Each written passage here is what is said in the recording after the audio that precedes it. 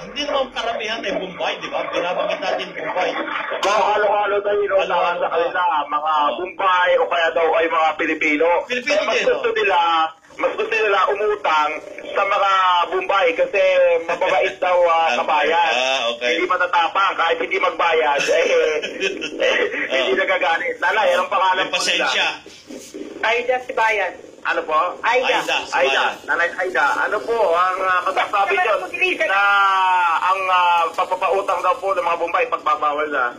Bakit nga pagbabawal? Hindi naman sila nagagalit pag nangungutang kami. Oo. Mabait, oo. Ay, paano sabi Ang mo? Bombay kasi okay lang pag kahit hindi kami naghulog, Oo. bukas na, hindi sila nagagalit, hindi katulad ng Pilipino. Pipilitin kayo. Pag hindi ka naghulog ng isang beses, bukas, pangalawa, mumurahin ka na. Oh. kayo ba ho, Mrs. Bombay ang inuutangan nyo? Hindi ko marinig. Kung Bombay daw po inuutangan nyo. Bombay at saka Pilipino ang inuutangan ko. Halo-halo na. Para saan ho yun? Para saan? Nasa daw po ang inuutang nyo. Unan ko sa pagtitinda. Yun. Ay, pag nawala yung 5-6. Pag Hindi nawala. mangungutang na din sa iba. Kung pwede.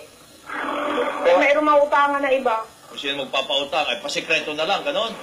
Opo. Oh. Marami po ba dito sa mga nagtitinda dito nangungutang sa Bombay? Karamihan naman nangungutang sa halos lang. Paano po yan? Ayaw na ni Pangulo Duterte. Papaaras na yung mga Bombay. Oh. Ay? Oy. Paano naman kami? Wala kami mautangan. Bombay at Pilipino. Oo. Pareho kung tatanggalin. Hindi, Bombay lang. Ang Bombay yata de-deport. The report. Oo. Mapalisin na ng bansa. Basta bawal na yung 5-6. Bakit bawal ang party? Oh, hindi nga ako. Oo nga naman.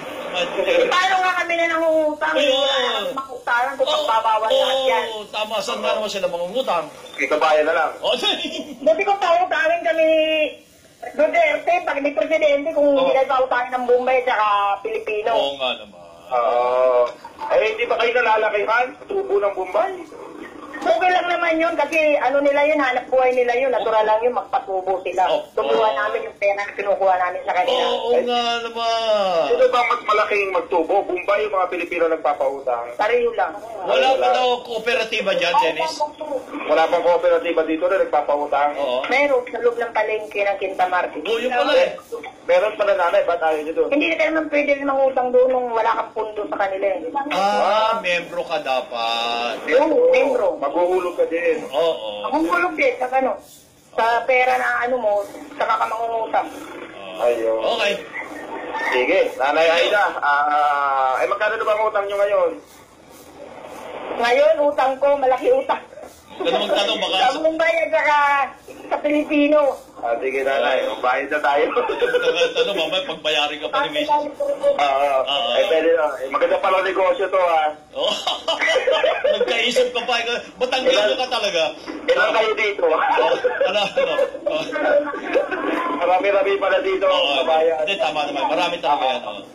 Yan, kabayan. Ang sentimiento ng ating mga kababayan na umaasa sa pangungutang sa Bombay para mairaos yung kanilang negosyo at pang-araw-araw na buhay. Mula dito sa Quinta Market, ito Radyo Patrol 42, Dennis Dato, ABS-CBN News, DTMM. Hindi lang ho talaga Bombay nagpapautang. May mga kilala ko, ang reklamo sa akin, yung misis ng pulis. Yan. Pag yung misis ng pulis, matawa si Ate Ruby, yung misis ng pulis, nagpa 5-6. Pag hindi nakabayad, Pag hindi nakabayad, hindi ka tuloy nagmumbay. Pasensya ko na, hindi ka ako kumita. Sige, bukas na lang. Pag yung misis nagpautang, hindi nagbayad yung pinautang, pulis ang maniningil. May mga ganyan. May mga judge pa nga eh. Doon sa Mindoro, may mga judge na nagpapautang ng 5-6 eh. Pero alam mo nyo, may kasabihan na pag ikay nagpa 5-6, buhay ka pa, sinusunog ng kaluluwa mo sa impyerno. May kasabihan ganyan eh. Natatandaan ko yung mga kapatid naming teacher. Yan, nabubuhay din sa 5-6 ang mga ganong panahon eh. Na pag nadidila yung sweldo sa DepEd, yun. Matagal na yung 5-6.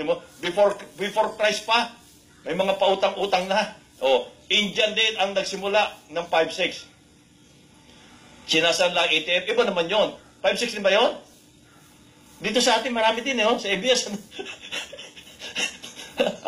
May napatay niya ata dito dahil sa 5-6 eh. Meron ba yun?